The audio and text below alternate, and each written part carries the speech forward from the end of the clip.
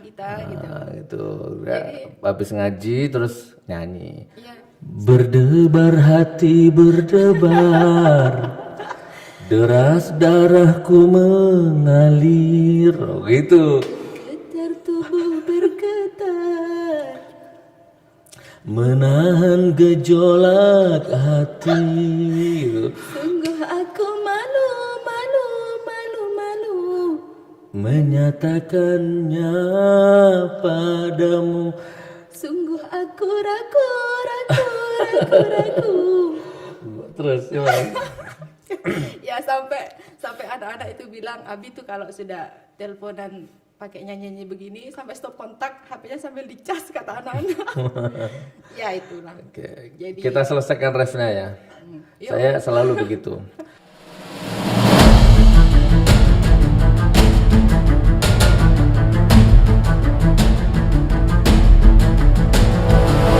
Assalamualaikum warahmatullahi wabarakatuh. Selamat datang di acara Ngobrol Menembus Batas bareng Gus Nur.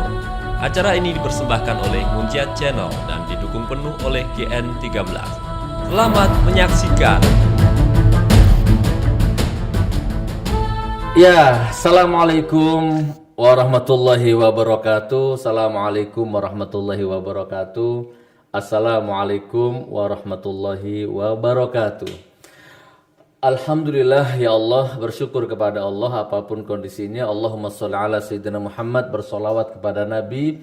Mudah-mudahan kita semua senantiasa, kita, orang tua, anak, cucu, keluarga, semua nasab-nasab kita, hidup dan mati tetap membawa, memegang, mengamalkan, mengistiqomahkan sunnahnya Nabi Muhammad SAW. Amin amin ya rabbal alamin.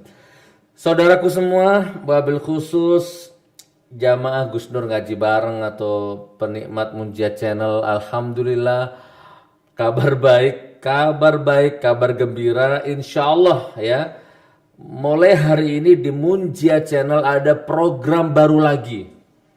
Jadi kita ini punya program banyak ya, infak beras tiap Jumat, bedah masjid, bedah rumah, bedah padepokan, apalagi, dan banyak lagi. Nah, kemudian ada menyanyi, ada kritik sosial, ada marah-marah, ada sabar, ada santun, lengkap di Munjiat Channel itu. Nah, malam ini kami persembahkan, mudah-mudahan menjadi yang terbaik untuk Anda semua dan menjadi edukasi, menjadi tayangan yang bermanfaat untuk kita semua, yaitu ngobrol bareng menembus batas ya, ngobrol menembus batas bareng Gus Nur. Bareng saya ya. Jadi kita akan ngobrol apapun tanpa tedeng aling-aling, tanpa sensor, tanpa dipotong-potong ya, tanpa apapun insya Allah ya.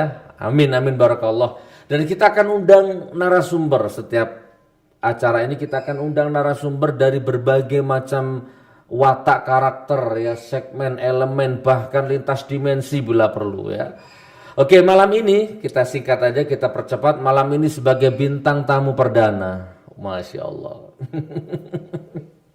Beliau seorang muslimah yang soleha ya, seorang muslimah yang cantik ya. Dan beliau adalah salah satu muslimah yang hijrah ya, hijrah. Dulu konon kabarnya beliau adalah penyanyi dangdut. Penyanyi dangdut dari panggung ke panggung. Ya, berangkat malam pulang subuh ya, berangkat sore pulang dini hari, dari satu pentas ke pentas yang lain, menyanyi lagu dangdut. Nah, kemudian hijrah ya, hijrah menyanyi lagu-lagu religi. Nah, sekarang pun bahkan beliau sudah menjadi ustadzah, santrinya banyak. Wah, siapa dia? Penasaran ya? Oke, sebelum saya tampilkan beliau, kita akan saksikan dulu salah satu video klip beliau. Karena ternyata beliau ini di YouTube juga sudah tidak asing sebenarnya. Ada video klip beliau. Kita putar. Boleh kita habiskan lagunya atau kita putar separuh saja. Setelah itu kita nilai ya. Barakallah ya. Selamat menyaksikan. Nih, kita saksikan. Ini bintang tamu kita yang pertama. Selamat menyaksikan. Aku juga menyaksikan.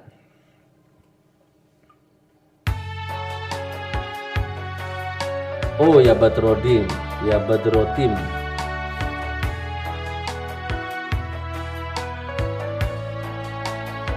Baik saudaraku yang sambil makan, sambil minum, sambil ngopi. Kalau merokok matikan dulu rokoknya. Kita nikmati sholawat yang syahdu ini. Selamat menyaksikan. Ya Baduratin, ya Baduratin, min hazaqul laka mali, madha yu'ab, madha yu'ab, bir'an ula kama qali, ya Baduratin, ya Baduratin, min hazaqul laka mali, madha yu'ab, madha yu'ab, bir'an ula kama qali. أنت الذي أشرقت في أفق العلا، أنت الذي أشرقت في أفق العلا، فما حوت بالأنهار كل ضلال، فما حوت بالأنهار كل ضلال.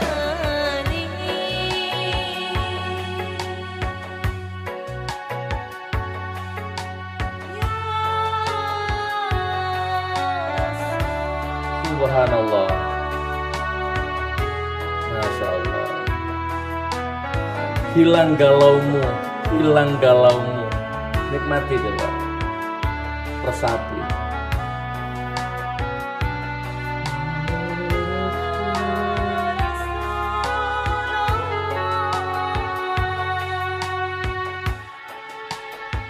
Ya Baduratin, ya Baduratin, min hazaqul laka mali,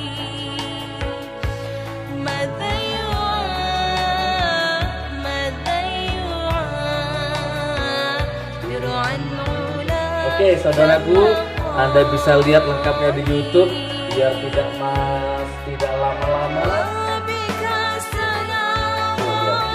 Dua sekali lagi ini ya sampai meneteskan air mata ya berkaca-kaca.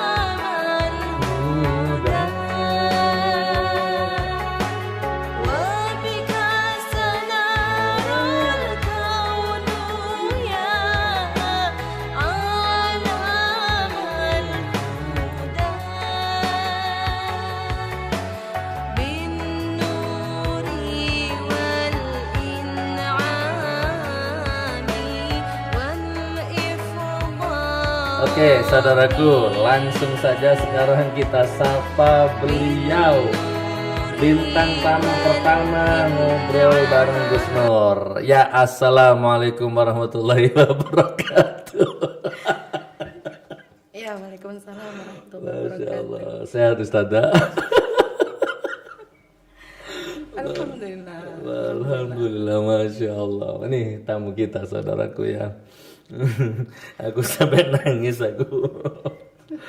Alhamdulillah ya, beliau ternyata adalah mantan pacar saya, mantan kekasih saya ya, dan sekarang jadi istri saya. Insya Allah ya, dunia akhirat. Amin amin ya robbal alamin. Baik saudaraku, kita durasinya cuma 30 menit ini. Nggak tahu ini kita ngobrol apa, tapi aku kata kono apa?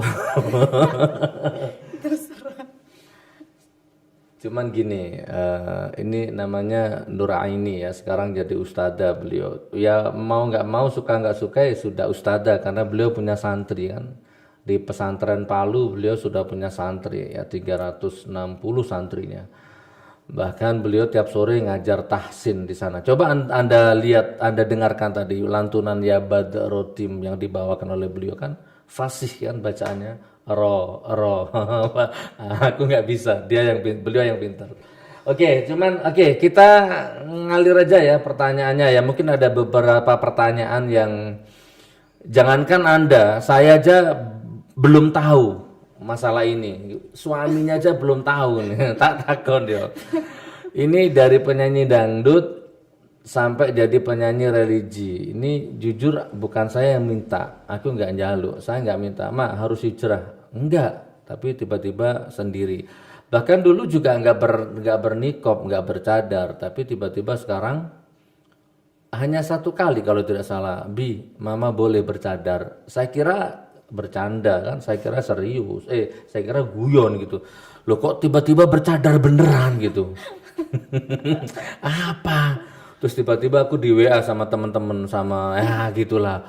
Wah, HTI. Wah, Wahabi. Oke ya, kita langsung. Saya di sini nggak boleh banyak bicara. Mic ini, panggung ini saya serahkan kepada beliau. Kita kupas tuntas. Oke, Mama, saya panggil Mama aja ya. Gimana ceritanya dari penyanyi dangdut sampai hijrah ke religi, terus dari tidak bercadar kemudian jadi bercadar gitu kan. Kalau saya dan Abi kasih kebebasan malam ini untuk pemirsa, bolehlah disentil-sentil dikit bagaimana dulu awalnya ketemu Abi dan di momentum yang mana jatuh cinta sama Abi gitu ya. Boleh. Silakan Ustazah. Malam ini curhat berarti ya. Enggak sih. Ya, bismillahirrahmanirrahim. Assalamualaikum warahmatullahi wabarakatuh. Waalaikumsalam warahmatullahi wabarakatuh. Jadi memang sebelum kenal sama Abi, itu memang ya profesi saya memang menyanyi dangdut. Tapi enggak yang di pentas-pentas panas begitu, enggak. Ya masih batas wajar, enggak yang sampai goyang-goyang begitu kan. Ya berangkat sore, pulang malam, pulang subuh gitu kan. Itu dijalani dari saya nyanyi itu dari SMP. SMP itu kelas 2, perkiraan usia 13-14 tahun saya sudah menyanyi dangdut. Kebetulan memang saya dengan kakak saya yang laki-laki itu sama orang tua memang dikasih sarana, ada alat musik lengkap kan, memang dibelikan elektron, drum segala macam gitu kan. Jadi orang tua kan memang orang seni itu. Jadi ya sudah mengalir. Awalnya sih nggak ada niatan menjadi penyanyi, nggak ada, bener. Cuman karena waktu itu kakak saya yang biasa mengaransemen musik-musiknya Abi itu Woyo Ngokos itu waktu latihan dan menciptakan lagu itu memang nggak ada yang menyanyi gitu kan, nggak ada yang membawakan lagu-lagunya cacak saya itu. Jadi ya terpaksa sudah saya ditodong, sudah kau harus latihan menyanyi. Nah, bagaimana mau latihan menyanyi, nggak ada dasar sama sekali kan. Ya sudahlah, akhirnya mau tidak mau sama bapak juga, ya sudah kamu harus. Ya dimarahi tiap hari sama bapak sama kakak juga, salah fals. Memang nggak ada dasar menyanyi kan. Berjalannya waktu, latihan terus setiap hari, akhirnya ada jiwa menyanyi. Akhirnya karena mungkin terbiasa kan, ya sudah, akhirnya berjalannya waktu terus menyanyi dangdut. Kok saya merasa kalau dari pentas dangdut tuh kayak memang merasa nggak nyaman, karena terkadang kalau pas lagi mau naik pentas gitu kan dari rumahnya tuan rumah, itu sering dicuil-cuil gitu loh kan. Nggak suka sebenarnya saya digitukan, mama nggak suka digitukan kan. Ya entahlah, dari hati yang paling dalam kan sebenarnya nggak terucap sih, ya Allah aku nggak mau di sini, aku nggak mau, nggak sebenarnya. Tapi hati kan menolak ketika dipegang atau apa, hati itu menolak. Meskipun itu sudah ditutupi jaket apa, tetap kan dijual-jual itu merasa risih gitu. Nah, sudah setelah itu akhirnya memilih hijrah lagu-lagu religi. Itu tahun berapa itu penyanyi dangdut? Penyanyi dangdut Pokoknya dari SMP kelas 2 kalau menyanyi dangdutnya kayaknya sudah mulai masuk pentas SMA itu. SMA itu perkiraan usia 16 tahun ya. 16 tahun sudah menyanyi dangdut dari panggung ke panggung ya. Ya. Boleh tahu di mana, daerah mana? Oh, daerah Probolinggo, daerah Jember, Jember, Lumajang, ya Surabaya. Surabaya Ya sekitarnya gitu, ya. sudah Jawa Timur gitu kan. Nah, terus habis itu karena merasa nggak nyaman, akhirnya ketemulah dengan Pak siapa yang kita ketemu di rumahnya itu, Bi? Pak Pak Ispandri. Ispandri. Nah, itu kan biasa elektron, memang acara-acara nikahan resepsi gitu kan. Nah, kalau acara resepsi itu untuk lagu-lagu religinya tuh memang Pak Ispandri lebih ngajak mama gitu kan. Kalau yang lain itu biasanya penyanyi-penyanyi yang dangdutan yang panas-panas gitu kan. Kalau untuk yang religi mama memang. Nah, sudah setelah itu belum ketemu Abi tuh mama, tapi sudah memang sudah lagu-lagu religi gitu sudah mulai inilah kosida gitu kan. Nah, ya sudah berjalannya waktu akhirnya ketemulah sama Abi itu di rumahnya Pak Ispandri. Jadi ketemu sama Abi itu memang benar-benar yang saya nggak tahu sama beliau ini. Saya nggak tahu dengan beliau Ustadz Gus Nur, nggak tahu pikir. Jadi pas waktu Pak Ispandri yang musisi yang biasa ngajak saya konser itu, kalau elektron, kalau apa pernikahan resepsi. Pak Ispandri itu penyanyi elektron, Bukan penyanyi saya. pemain elektron, musisi ya, dan di Gending kalau nggak salah rumahnya ya, Gending Probolinggo. Oke. Assalamualaikum Mbak Suandri. Mudah-mudahan send off ya panjang umur ya. Amin. Karena kita ketemunya di rumahnya Pak Ispandri, bagaimanapun juga Allah yang menakdirkan kita ketemu di sana. Jadi pas waktu Pak Ispandri telepon, Mbak, nanti ke rumah ya, nanti malam ya, ketemu sama Ustadz Gus Nur. Jenengan mau dibawa nanti acara ke Kepanjen di Malang. Itu kurang 1 minggu, tanggal 21 April. April acaranya. Seminggu sebelumnya Pak Ispandri udah telepon, Mbak nanti malam ke rumah ya, ketemu sama Ustadz Gus Nur. Kenapa Pak? Ya nanti take vokal di rumah. Kenapa mendadak begini? Ya sudah, pikirannya mama itu Abi ini sudah tua, sudah berjenggot. Karena mama nggak tahu sama sekali, pikirannya mama Abi itu sudah tua, sudah ya gitulah, sudah ustadz yang sudah tua gitu kan. Pas sudah yes gitu mau berangkat gitu ya ono ngono kan, apa adanya, sudah nggak yang istilahnya kayak cuek kayak mau ketemu sama ustadz ya sekedar pakai jilbab kan, karena waktu itu memang belum pakai jilbab. Waktu itu memang belum pakai jilbab, ya pakai biasa lah, masih belum menutup aurat kan. Berangkat apa adanya, cuman pakai jilbab, pakai baju biasa. Pas sudah nyampe di depan rumah Pak Ispandri, kelihatan anak-anak, kelihatan Mbak Lia sama Dek Nur. Anaknya Abi. Anaknya Abi, Mbak Lia sama Dek Nur tuh masih kecil. Jadi waktu itu saya duda teman. Waktu itu saya duda keren. Waktu itu Abi duren Punya ya. anak 2 ya, Dek Lia sama Munjiat yang sekarang jadi kameramen itu. Ya Terus. itu kan. Terus habis itu lagi sibuk main HP kan di depan, sama anak-anaknya. Berarti mungkin sama istrinya. Tuh kan. Sudah masuk, ini sudah momen paling malu sekali saya. Pas masuk, Assalamualaikum. Saya mau ngajak salaman kan saya biasa salaman dengan orang-orang laki-laki. Malunya saya, ternyata Abi minta begini.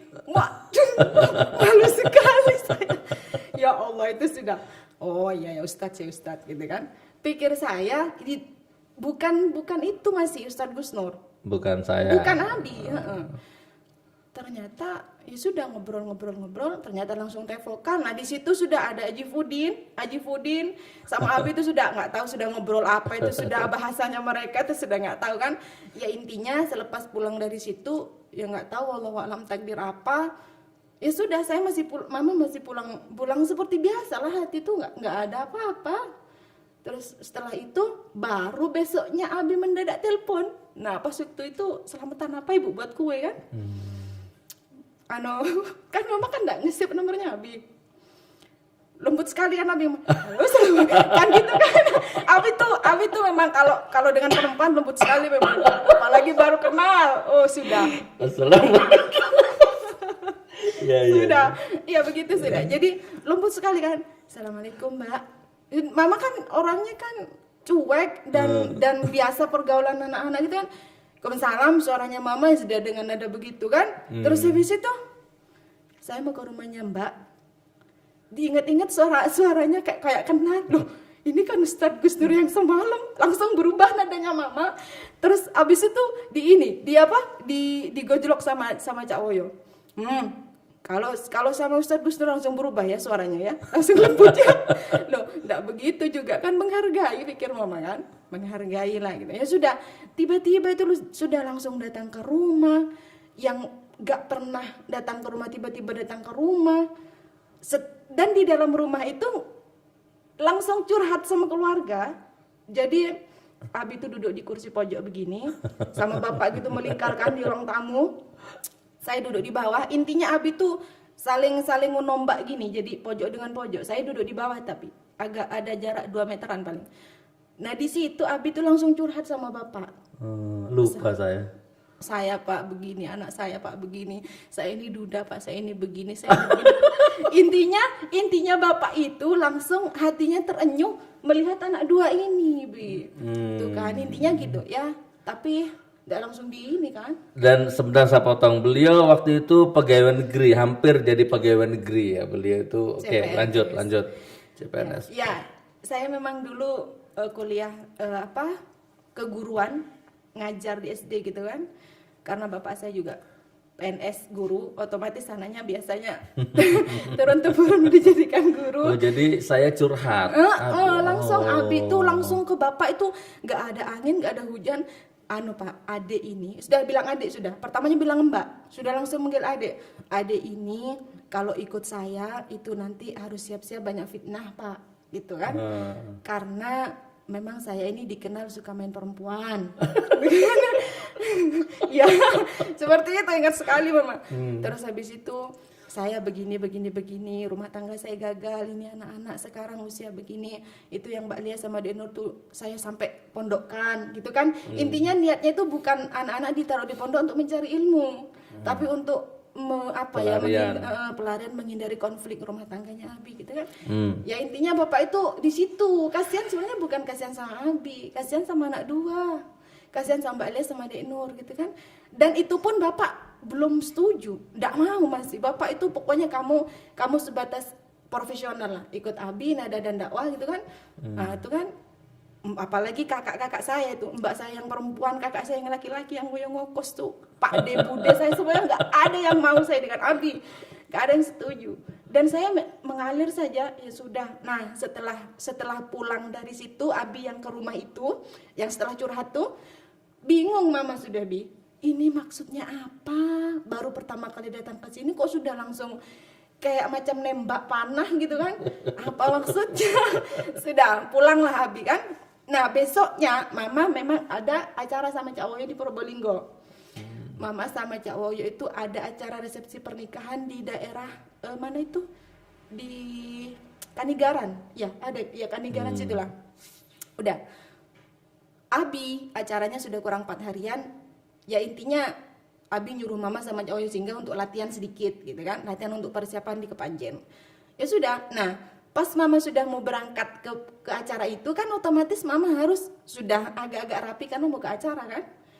Nah sudahlah Mama pakai kacamata kayak biasalah, kacamata terus pakai sudah agak resmi lah.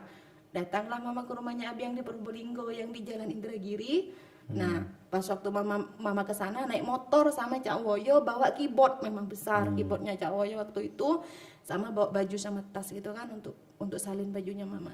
Di luar ada Mbak Lia sama Mas siapa itu orang Jerebeng, lupa Mama. Mas Santo ya? Mas Santo kayaknya. Udah. Wah, Mbak Lia waktu itu masih kecil, sudah. Tapi dia sudah Mbak ini gitu kan sama dia. Jadi sebentar ya, Abi masih sholat di musola. Udah, habis itu Mama di ruang tamu sama Cak Woyo. Abi datang tuh sudah pasang wajah-wajah yang gimana gitu kan. Pasang wajah-wajah mempesona. Pasang wajah-wajah yang sekiranya sudah membikin hati wanita terpikat gitu. Sudah, waktu itu saya masih beneran. Pas sudah ketemu sama Abi di situ, Abi sudah lain-lain, sudah pandangannya sudah lain-lain. Habis itu Mama pulang, itu nggak tahu ya, apakah Abi sudah membacakan nama Al-Fatihah sebanyak usianya Mama nggak tahu. Intinya Mama setelah pulang dari situ, Mama itu sama Abi dikirimi buku apa Al-Fatihah itu loh sayang. Apa dah amalan apa sih rahasia bukan. Yang Al-Fatihah lah intinya. Ya. Yang Al-Fatihah katanya Abi suruh diamalkan sesuai umur. Nah, dan di situ di amalan itu ada fotonya Abi. Di amalan itu di pojok sini dikasih fotonya Abi. Jadi otomatis ketika baca Al-Fatihah ngelihat wajahnya Abi kan. jadi secara otomatis mahabbah, rasa cintanya saya kepada Abi tuh mungkin ya lewat Al-Fatihah itu gitu loh. Loh, kan amalannya kan bukan cuma Al-Fatihah kan, ada surah-surah apa gitu kan, ayat-ayat pendek di Al-Qur'an kan. Nah, sudah semakin hari ikut Abi pengajian ke sana kemari. Abi dari kita kenal tuh bulan April kenal, Mei, Juni, Juli kita nikah kan. 3 bulan itu dari bulan April ini setiap hari Abi kan rumahnya di Probolinggo kota, rumah saya itu di desa. Jadi dari kota ke desa itu hampir 1 jam naik motor. Itu Abi hampir setiap hari ke rumah ketemu bapak. Nggak tahu apa yang diobrolkan. Oh ya mungkin ngambil hatinya bapak karena memang keluarga nggak ada yang mau. Mana saya kan juga masih masa-masa kuliah baru masih mengajar gitu kan, ya intinya seperti itulah. Oke, jadi gini, dipotong aja ya, kepanjangan itu. Oh, iya. Jadi intinya waktu itu saya lagi padat nada dan dakwah. Tahun segitu itu agenda saya itu dakwah dalam kubur, nada dan dakwah. Nah, saya sudah punya penyanyi, saya sudah punya artis sendiri ada waktu itu. Mbak Ika, assalamualaikum. Mbak Ika ya di Probolinggo. Mbak Ika ini adik kelasnya Mama di SMKK. Coba lihat buka YouTube yang lama-lama, buka YouTube tahun berapa, ketik aja Gus Nur istighfar gitu ya. Ada ya. Astaghfirullahaladzim. Ada ceweknya pakai baju putih, nah itu namanya Mbak Ika. Nah, waktu itu beliau mendadak gagal, nggak bisa ikut, bingung saya cari penggantinya. Maka datanglah beliau ini gitu, Allah kirim beliau sebagai penggantinya. Dan sejak itu ikut terus akhirnya nemeni saya dakwah kemana-mana gitu. Dan akhirnya berjodoh dan menikah. Nah, mungkin ini yang namanya resonansi teman. Ini yang namanya afirmasi. Di YouTube Munjiat Channel sudah sering kita bahas bab afirmasi ini. Ya, cuman waktu itu kan ya wallahualam ya. Beliau penyanyi dangdut, saya juga suka dangdut, jadi nyambung. Gitu kan. Jadi kalau ta'aruf itu ya mungkin kalau pakai bahasa syariat sekarang ya dosa lah, haram lah ya. Tapi kalau kita melepas kangen itu biasanya kita dendangkan lagu terkesima itu ya Maya. Biasanya teleponan kita gitu. Gitu. Ya, habis ngaji terus nyanyi. Ya. Berdebar hati berdebar. Deras darahku mengalir. Oh, gitu. Getar tubuh bergetar. Menahan gejolak hati. Gitu. Sungguh aku malu menyatakannya padamu. Sungguh aku ragu. Terus gimana? Ya sampai anak-anak itu bilang Abi tuh kalau sudah teleponan pakai nyanyi begini sampai stop kontak, HP-nya sambil dicas kata anak-anak. Ya itulah. Oke. Jadi Kita selesaikan refnya ya. Yuk. Saya selalu begitu. Sudah kurangkai kata untuk menyampaikan rasa, tapi di hadapanmu semua buyar tak menentu. Jangankan untuk merayu, apalagi mencumbu, bahkan memandang matamu ternyata aku tak mampu. Terkesima diriku memandang pesonamu, gugup keluh dan kaku memandang wibawamu. Ya begitu teman ya. Oke, kita next ya, kita langsung masuk ke season kedua. Jadi itu ceritanya kami kenal gitu ya. Akhirnya Jadi bulan Juli menikah. saya ingat itu Kemis Legi tanggal 17 ya. Oh, Masya Allah. 17 Juli. Pokoknya hari Kamis manis itu ya. Masya Allah. Oh, ternyata Abi ingat. Masya Allah. Soalnya Abi ini jarang-jarang sekali ingat angka. Nah, sejak itulah mulai dijalani episode kehidupan ya berumah tangga dengan seorang Gus Nur ya yang penuh dengan gitu ya. Ya. Nggak kuat kalau jadi istri Gus Nur tuh nggak kuat ya. Pertama ya Gus Nur tuh egois ya. Kedua Gus Nur tuh keras kepala dan keras hati, keras watak gitu kan. Ketiga Gus Nur tuh playboy gitu kan, perempuan aja. Jadi nggak kuat gitu kan. Kalau nggak betul-betul pilihan Allah itu nggak kuat gitu kan. Nah mungkin kita nggak usah bahas di bab itunya ya. Tapi intinya detik ini beliau sudah sampai di makom yang kuat insya Allah gitu kan. Nah terus kemudian kita next saja ya, kita next. Kemudian apa yang mau kita tanyakan ya? Iya, kok tiba-tiba bercadar? Dulu nggak bercadar. Saya nggak nyuruh, saya nggak minta. Tiba-tiba sekarang bercadar. Gimana tuh ceritanya? Jadi memang sejak di Probolinggo masa-masa SMKK itu memang ada teman yang sudah pakai hijab yang besar lebar gitu. Ada juga yang sudah pakai cadar waktu SMKK temannya Mama, dan Mama masih pakai rok pendek, belum pakai jilbab sekolah SMKK dulu. Dalam hati itu berkata tapi tidak berucap. Kok cantik ya pakai begitu gitu. Kok bagus ya gitu loh. Jadi nggak ada keinginan nanti aku mau pakai itu usia sekian, nanti aku mau pengen pakai seperti itu ketika sudah menikah apa itu nggak ada, nggak ada. Cuman dalam hati tuh kayak ya Allah kok cantik ya kalau pakai cadar, pakai niqab, kok kayak nutup semua. Berarti gitu. memang sudah ada ya, Waktu. getar ya, resonansi itu ada. Ya, SMA ya. SMKK ya. SMKK. Waktu itu. Jadi pas ditakdir sama Allah ya sudah di Palu. Dan itu melalui melalui proses juga, ada dilema juga Abi. Ada karena Abi waktu itu kan kita di Palu itu Abi kan sudah pesantren kan sudah memang sudah dikenal orang, dan Abi ini juga sudah kritis dengan pemerintah, sudah dibilang ini kan. Mama itu mikir kalau nanti Mama pakai niqab, jangan-jangan suamiku ini nanti dibilang ini gitu kan. Itu dilema. Tapi di sisi lain pengen, sudah berdoa Mama itu, minta sama Allah, ya Allah kuatkan, ya Allah kuatkan, tunjukkan kalau memang bernikop ini benar-benar sudah Engkau takdirkan dan Kau ridho, ya sudah. Berdoa terus sama tiap malam sayang, berdoa tanpa Abi. Dan Mama nggak pernah kan bilang sama Abi, Mama pengen bernikop, nggak pernah. Abi Mama pengen bernikop, nggak pernah. Cuman Mama tahan-tahan.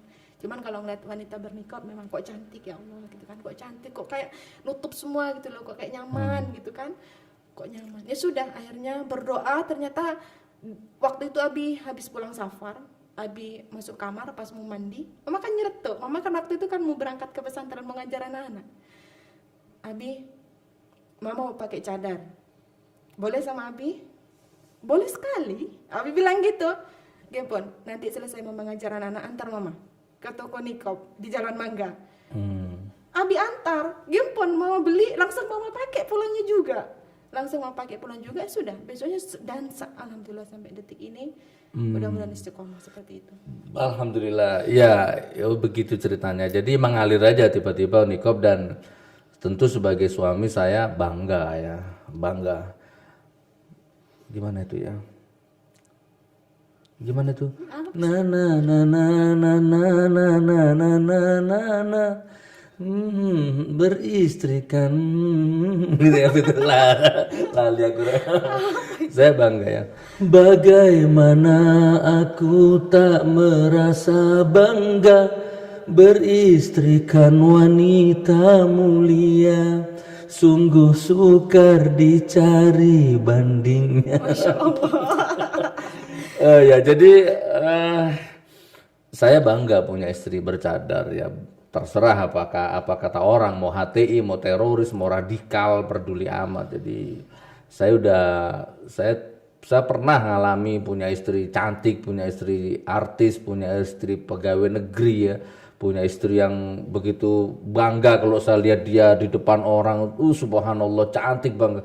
Tapi ternyata waktu berputar, umur bertambah, ilmu terupgrade, akhirnya jauh lebih bermakna dan berarti ya dengan punya istri bercadar itu. Mudah-mudahan ini menginspirasi. Tidak ada kamus, tidak ada tidak ada algoritma pasti orang tidak bercadar terus kemudian jadi bercadar tambah jelek, itu nggak ada.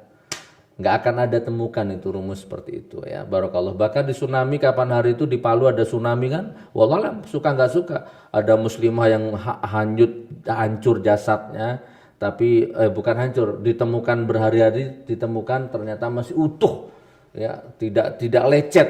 Nah, ternyata beliau juga bercadar. Oke, saudaraku, mungkin apa lagi mah mau disampaikan? Monggo Abi yang bertanya. Kalau nggak ada pertanyaan, Ya kayaknya nggak ada. Jadi sekarang beliau kesibukannya ngurusi bisnis ya. Jadi kita ini bisnis madu, bisnis kopi, bisnis baju, konveksi ya. VCO, apalagi itu. Sekarang kita lagi launching kartu kewalahan sekarang beliau ini. Itu ada kopi GN, kopi merek Gus Nur ya.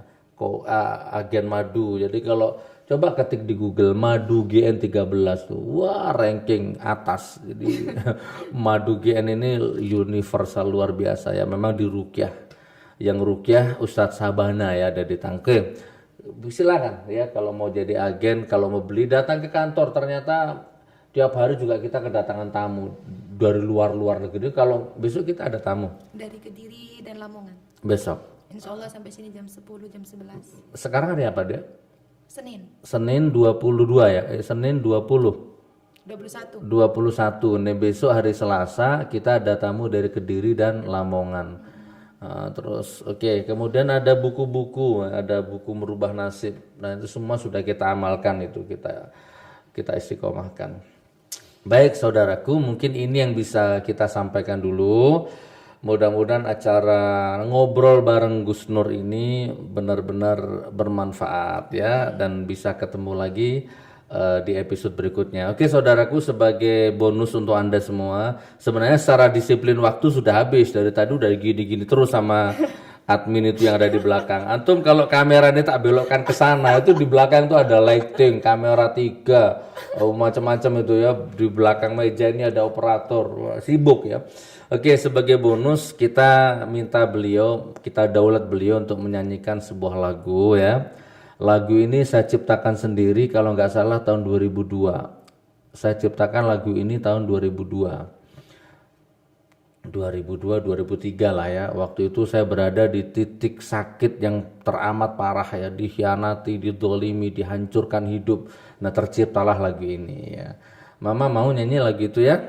Sebenarnya banyak lagu-lagu sebenarnya ya, mudah-mudahan gini maksudnya, bukan berarti hafal ya, nggak apa-apa ya. bukan berarti apa istilahnya itu cengeng atau galau atau curhat, bukan. Tapi mudah-mudahan siapa yang nonton video ini yang sekarang lagi posisi galau, mendengar lagu ini bangkit semangatmu. Mudah-mudahan gitu ya. Terdolimi versi Ustadzah Nur Aini, ciptaan Gus Nur sendiri insyaallah. Boleh Cak diputar musiknya Cak? Selamat mendengarkan. Oke, sambil saya tutup. Assalamualaikum warahmatullahi wabarakatuh.